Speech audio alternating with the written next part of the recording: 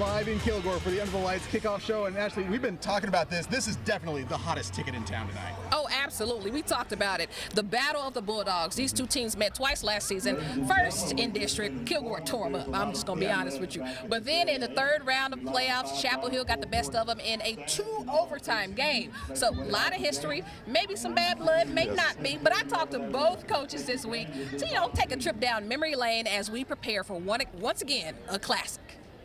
It's a battle for the district crown. Kilgore Chapel Hill meeting yet again in what might be one of the most hyped games this season. But it's exciting. Kilgore's a good football team. There's no secrets between us and them. We played each other a lot the last couple of years. We have a lot of respect for Chapel Hill.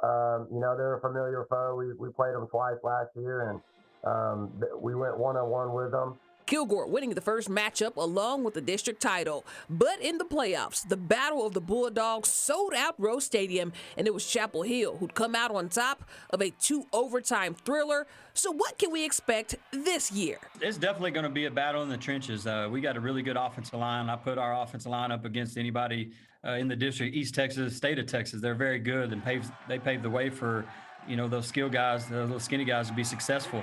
But their D-line is tough. It's going to be one of the toughest D-lines that we see all year. We're fortunate to have some really good players as well. Up front, Peyton Christian, Jackson Harris, linebackers, Matthew Hardy. So we feel really good about our defense, and it's going to be strength on strength with their athleticism on the offensive side of the ball and our physicality on the defensive side of the ball.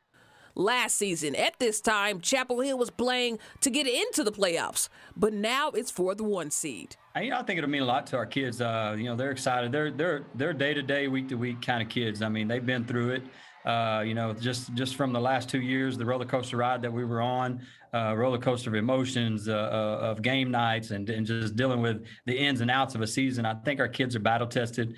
And we tell them all the time, it don't matter if it's Monday, Tuesday, Wednesday, spot the ball, we're ready to play. But win or lose, Kilgore is ready for the postseason. To be in this, week 10 and playing Chapel Hill in our district for a district championship, you've accomplished something as a football team, but that's not our end goal either. We have big goals in mind as a team, and regardless of what happens Friday night, our goal is to make a deep playoff run and play in December.